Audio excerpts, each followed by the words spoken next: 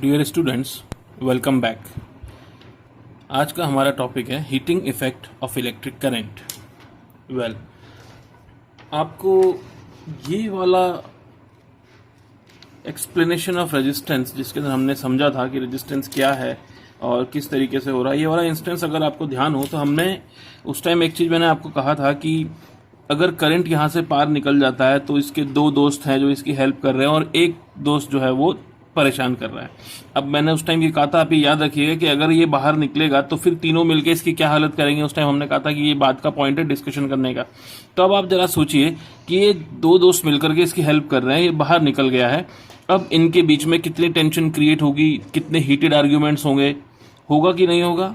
Definitely होगा। तो इस छोटी सी इंस्टेंस ये एक लाइट कॉमेडी है, ठीक है। तो इसको ध्यान में रखते हुए अब हम आगे अपना टॉपिक कंटिन्यू करते हैं, heating effect of electric current.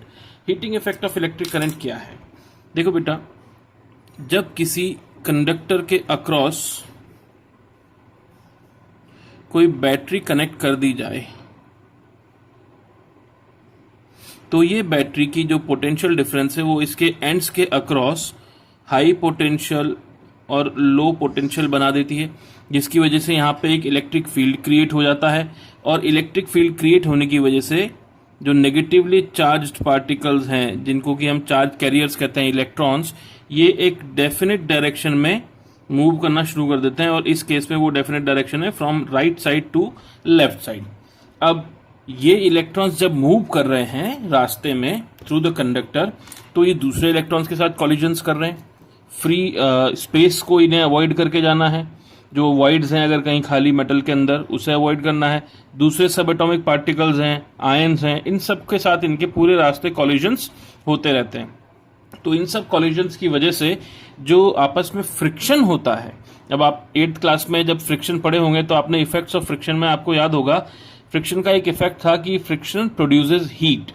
तो ये जो इलेक्ट्रॉन्स इस कंडक्टर के एक एंड से दूसरे एंड तक ट्रैवल करके जा रहे हैं, तो विद इन द जर्नी इनको रास्ते में जितने भी कॉलिजन्स हुए हैं उन सब की वजह से जितना भी फ्रिक्शन हुआ है, अल्टीमेटली वो सारा का सारा फ्रिक्शन हमें ऑब्जर्व होता है in form of a heat energy.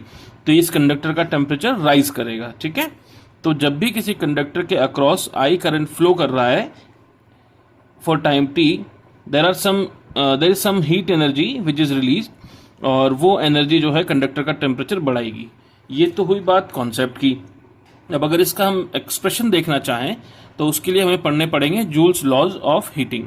Okay, Joule's laws of heating. तो बेटा, जो पहला लॉ है जो हमारे मिस्टर जूल ने हमें दिया था, वो इनका कहना ये था कि अगर किसी कंडक्टर के अंदर a conductor of resistance R, इसके अंदर अगर फॉर टाइम टी आप करंट आई फ्लो करवाते हैं तो जो हीट डेवलप होगी, that heat will be directly proportional to the square of the current flowing through it. ये आपका पहला लॉ है। सेकंड लॉ इन्होंने कहा कि अगर हम इस कंडक्टर की रेजिस्टेंस बढ़ा दें, करंट और टाइम को कांस्टेंट रख के रेजिस्टेंस बढ़ाएं, तो भी इसकी हीट जो है वो बढ़ेगी। तो सेकंड लॉ इन्होंने दिया कि जो heat developed in the conductor है, it is directly proportional to the resistance, ठीक है। और तीसरा लॉ इन्होंने दिया कि अगर हम कंडक्टर को भी वही रखें जिसकी रेजिस्टेंस कांस्टेंट है, सेम करंट फ्लो करवाएं, बट करंट अब ज्यादा टाइम के लिए फ्लो करवाएं, तो जो हीट डेवलप होगी इट विल आल्सो इंक्रीज। तो इन्होंने यहां से ये चीज डिड्यूस की कि this heat developed is directly proportional to time also. तो अगर हम इन तीनों ही लॉज को कंबाइन करें तो हमें एक मैथमेटिकल एक्सप्रेशन मिलता है कि the heat developed in the conductor is directly proportional to I square R T, ठीक है। और इन तीन फैक्टर्स के अलावा और कोई फैक्टर एक्चुअली इसमें वर्क कर नहीं रहा, तो ये सीधी सीधी इक्वेशन बन जाती है H is equal to I square R T. अब ये जो हीट आई है, हीट इज एनर्जी, एनर्जी की यूनिट जो है वो है जूल। तो ये जो H is equal to I square R T, I square R into T करने से जो हमें फिजिकल क्वांटिटी मिलेगी एनर्जी, उसकी ऐसा यूनिट विल बी जूल। और जूल ने क्या किया, उस टाइम पे एनर्जी की एक यूनिट थी कैलोरी, जो कि बहुत ही कॉमन था, जिसको हीट की टर्म में कैलोरीज, हीट जो है वो कैलोरीज की टर्म में डिपिक्ट की जाती थी। तो अगर हमें इस क्वांटिटी को कैलोरीज में कन्वर्ट करना चाहते हैं तो उसके लिए हम जूल्स कांस्टेंट से मल्टीप्लाई कर देते हैं। तो H is equal to 1/J into I square R T. ये जो J है इसकी वैल्यू होती है 4.18।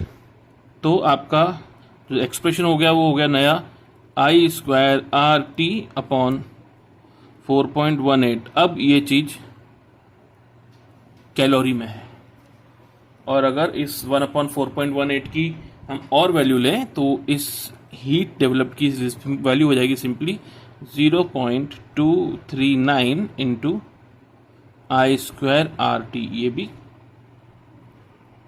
कैलोरी में है। ठीक है।